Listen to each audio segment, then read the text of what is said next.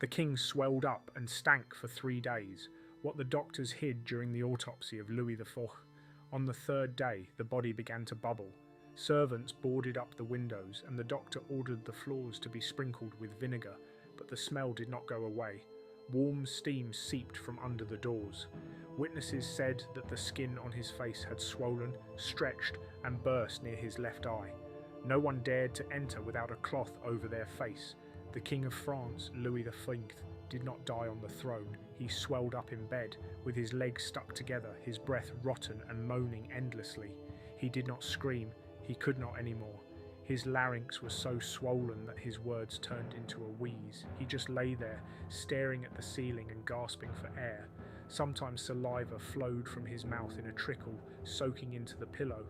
The first signs of illness appeared in early December, in a warm room in the castle of Blois, where the king slept with the window open and caught a cold. Within a day he complained of a headache, heaviness in his chest, and weakness in his legs. However, none of the court physicians considered this alarming. On the 3rd day he was bled, losing a pint of blood. Hot compresses, rubbing with garlic fat, and inhalations with honey were applied. The king was given a decoction of dried walnut shells and vinegar. Nevertheless, his temperature continued to rise. By the 7th day, Louis was barely moving. From the personal notes of one of the royal physicians, stains have appeared on His Majesty's skin, especially in the groin and armpit areas. They do not disappear when pressed. There is a smell of rotten meat. There is a white coating on the tongue. The pulse is rare and irregular. His urine is thick with sediment. His voice is hoarse. His speech is slurred. The overall impression is that of a putrefactive process inside. B. Judging by these symptoms, it was sepsis, probably caused by a blood infection, possibly through an inflamed abscess on his leg, which the king had had since the beginning of autumn. But no one in the monarch's entourage dared to say so. Instead, he was given dried bull's brain, clove powder, and weak wine with honey. The king immediately vomited everything back up. By the 11th day of his illness, his chambers began to stink. Servants cleaning the bedding reported that the fabrics were saturated with black, sticky slime that gave off steam. Access to the body was restricted. Guards were posted at the door. All visits were prohibited except for the priest and 2 trusted doctors. No nobility, no ambassadors. All communication took place through a narrow crack between the doors. He himself asked not to be approached. Later reports stated he did not want to be seen. He was afraid of a curse. Rumours claimed that he screamed at night. He screamed so loudly that candles fell over, but no one confirmed this officially. His physical condition deteriorated rapidly. Patches of skin, especially on his left leg, began to darken.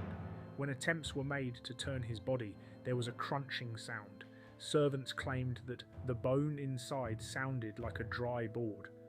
On the morning of December 28th, the king began to suffocate. Doctors tried to insert a wooden stick into his mouth to prevent him from suffocating, but his jaw was clenched. They then used a lancet to draw blood from a vein in his neck. The wound did not heal. The blood flowed viscously, almost without pressure. One of the servants holding the basin later lost consciousness from the smell. They had to bring charcoal with vinegar. He died the next day, but remained in the room for another 3 days. Not because of the doctor's wishes, but for political reasons. The court nobility could not agree on who should be allowed to see the body first. Anne of Brittany, the widow, demanded that no one from the House of Valois be allowed to enter. Francis of Orléans stood at the door with guards. The papal envoy demanded an immediate autopsy to rule out poisoning, but the body had already begun to decompose. 24 hours after his death, the skin on his stomach swelled and pus oozed from under his fingernails. The doctors refused to touch the corpse with their bare hands. From a surviving letter from the Bishop of Tours. When we were finally allowed in, I saw His Majesty lying in a pool of his own mucus. The body was purple. The sores on his face had opened. His eyes had burst. One finger was missing. It was impossible to stand in the room for more than a minute. It burned the eyes. The autopsy was performed without an official report. The doctors did not leave a written conclusion. However, a month later, a notable note was published. attributed to a doctor from Paris who participated in the examination of the body. It stated, "The gallbladder is ruptured, the intestines were blackened, the liver was loose and spotted, the heart was enlarged with signs of internal decay. The bones in the pelvic area were deformed, the intestines emitted an indescribable stench, the tissues fell away from the flesh at the slightest touch. I have never seen this in any other deceased person." According to other sources, the autopsy was interrupted, one of the participants fainted, another allegedly went mad a week later and was confined to a monastery. The body could not be completely embalmed. After an attempt to open the chest, a stream of pus and gas burst out of the corpse, burning the skin of one of the monks. The process was stopped. The remains were placed in a lead sarcophagus, closed without honours, and sent to Saint-Denis. The funeral was quick. The people weren't allowed in. The funeral was quiet but not bloodless. That same night after the burial, an attempt was made to reopen the body, this time not by doctors, but by people working for Francis of Orleans. They needed a provable diagnosis, confirmation of natural death, to quell rumours of poisoning. They were stopped by soldiers of the Queen Dowager. 3 people were stabbed to death at the entrance to the crypt. Since then, Louis's tomb has been guarded around the clock. No tombstone was erected, no inscription was carved, and the sarcophagus remained nameless. Only at the bottom, on the pedestal, were the words, "The King died in winter," scratched in small letters. Chaos broke out in the royal palace behind the walls of the castle of Blois. Francis of Orleans did not immediately receive confirmation of his right to the crown. Part of the nobility protested.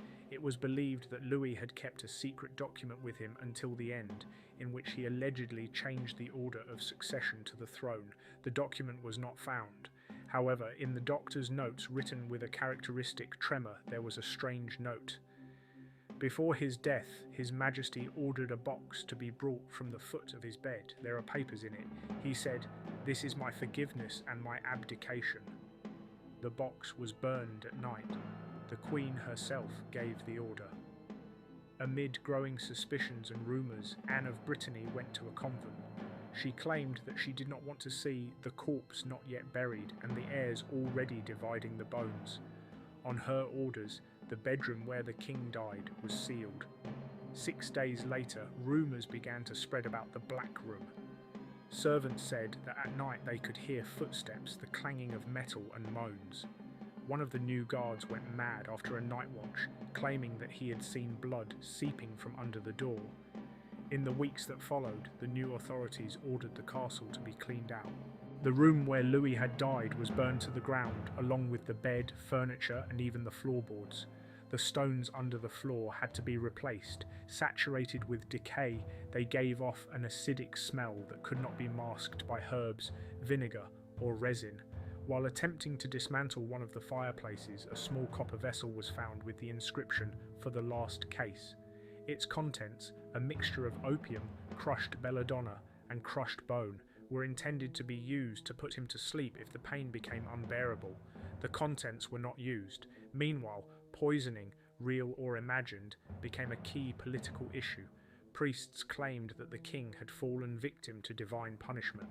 Chroniclers referred to heresies that Louis had not properly condemned, his refusal to go on a crusade, his delay in suppressing the Waldensians, and his suspicious leniency toward Italian thinkers who had fled the Inquisition. The sermons became increasingly harsh. One of the monks in Rouen openly declared he rotted alive because he turned away from the flame. Those who do not burn will be burned. This phrase found its way into the secret reports of the Spanish ambassador, who advised the King of Castile to abandon his alliance with France. From a report by a Florentine observer, transmitted in the spring, after Louis's death, the French court weakened so much that all important decisions were made in a small circle, from which half of the former nobility was removed. The position of the clergy strengthened, the people are afraid, and the army is disorganized. Francis ascended the throne surrounded by fear and whispering. Francis himself soon ordered the destruction of all copies of medical records of his predecessor's illness and death. He feared that these documents could be used against him. Only fragments remain, recorded anonymously, including the following. His belly swelled like a wineskin. Pus oozed from his eyes. On the 5th day, death had already set in, but his heart was still beating. We did not know what was keeping him alive. Only later did we realize it was fear of judgment.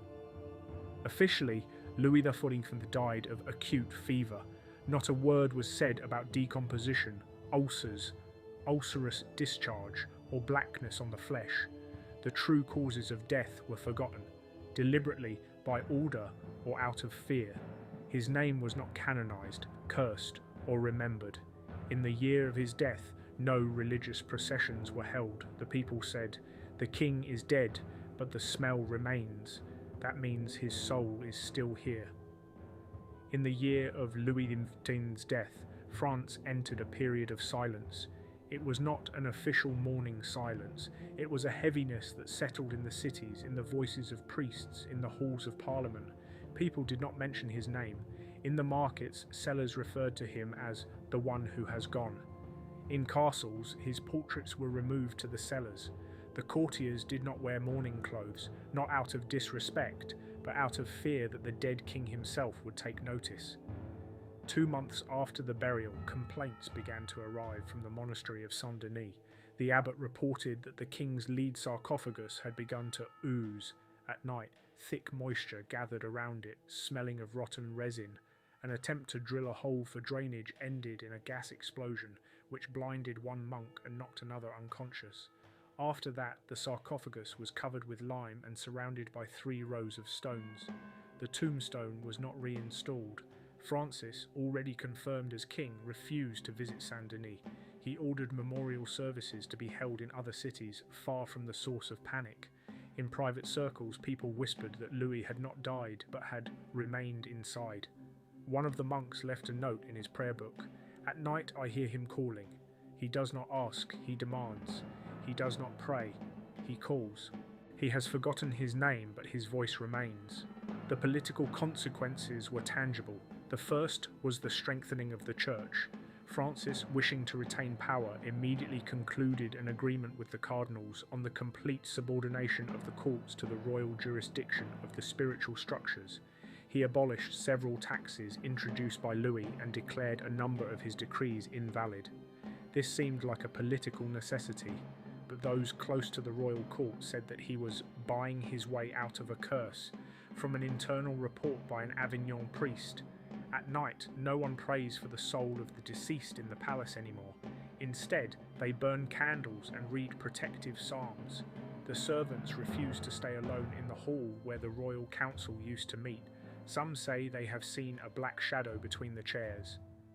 Medicine, like the church, drew its conclusions. A treatise on putrid fevers, published in Lyon a year later, included a short anonymous chapter entitled "Of the King Who Swelled with Fear." It described a case in which death did not come on time because of the resistance of the body, seized by an unrepentant soul. "Where the spirit is unclean, the flesh resists decay," the author concluded. This text was distributed secretly but became the basis for future ideas about the connection between guilt and disease in the monarch's body. Francis issued a decree ordering the complete isolation of the rooms where Louis was dying. The walls were bricked up, the rooms were renamed, and these halls were no longer listed on the palace plans. A servant who refused to leave his post soon disappeared. Rumour had it that he was found in a cesspool with his throat cut and the remains of wax in his mouth. Louis's death did not spark open rebellion, but it resonated differently in people's minds. The people, who had long revered kings as anointed ones, began to entertain the idea that a monarch could be cursed rather than blessed. This crack in the consciousness was the beginning of the later erosion of faith in the sacred nature of the throne. The final act took place 4 years later. In Paris, at a dusty church fair, a monk preacher, who did not give his name, came out to the crowd with a rotten skull. He held it on a cloth and shouted, "Behold, look! It swelled and stank for 3 days. And now what? Dust. No name, no forgiveness. Not because he was sinful, but because he was afraid to repent." The crowd dispersed. The monk was never seen again. Thus ended the story of Louis XIV, not in the chronicles, not in marble, but in a rotten memory passed on in whispers. His death was the final nail in the coffin of the idea of the immortality of the throne. After him, even kings began to fear dying too long. More than a year passed. The room where Louis XIV died remained walled up. No king gave orders to open it. In all the plans of the castle, it was marked as an empty rectangle, without windows, without doors, without a name. But in popular rumour, it was given a name, the King's Womb. Old people said that the walls there were covered with fat, and his voice could still be heard under the floor. Sometimes, they said, crows with white eyes flew out of the castle, a sign that the soul of the deceased had not yet departed. These stories were superstitions, but they left a deeper impression than all the sermons of the church. 2 years after Louis's death, crop failures began in the country, a cold spring, a harsh winter, and floods destroyed the grain in several provinces. The monks' letters said, "The sky has turned away." People remembered the king who provoked the wrath of God by his impenitence. Preachers once again spoke of the swollen corpse whom neither God nor the earth had forgiven. Meanwhile, in Saint-Denis, where Louis lay, the walls of the crypt were covered with mould. The stone under the sarcophagus began to crack. Workers sent to inspect the site refused to continue after 2 of them fell ill with rotten fever, skin ulcers, bloody coughs, fever, and death within 3 days. The abbot blamed this on residual decay. The official documents recorded natural causes, but the monastery closed part of the dungeons permanently. Francis, the new king, increasingly held meetings outside the palace. Rumours circulated that he suffered from night terrors, slept with a candle, and did not allow the word "rot" to be spoken in his presence. One of the servants, a former kitchen servant of Louis, claimed that he heard Francis praying in a whisper, asking not to repeat the fate of his predecessor. He also wore an amulet engraved with a prayer for a quick death without decay. Later, church chroniclers would try to erase this information, but the personal diaries of survivors contain lines that leave no doubt. The fear of bodily decay became a real political force in those years. Even the new royal doctor wrote in his treatise, "A physician no longer cures disease but prevents decay. Fear is contagious. Death is acceptable, but decay is not." After Louis, new measures appeared in the medical regulations at court. Forced opium immersion into an unconscious state in cases of critical tissue decomposition, a ban on public access to the body of the deceased monarch, and mandatory preliminary removal of the intestines before burial if death was slow. All this was done under the guise of concern for morality, but the real reason was fear of repetition. The priests changed their rhetoric. Now, instead of eternal glory, they spoke of temporary purification, and masses for the repose of kings were accompanied by special fasting. The church was afraid. The people were even more so. The last detail that has been recorded is an order given by Francis himself 9 years after Louis's death. According to this order, the former king's remains were reburied in a lead sarcophagus lined with tarred boards in an additional crypt where no one could see them. The stone covering the passageway bore no inscription. Only one person, a monk who was the custodian, recorded in his diary, "It is empty, but the smell does not go away." Thus ended not only the life of a monarch, but also the belief that the body of a king dies purer than that of a common man. Louis's death did not destroy the political order, it was quickly replaced. It destroyed the idea of the blessing of power. After him, all kings died faster, because rotting became more dangerous than dying.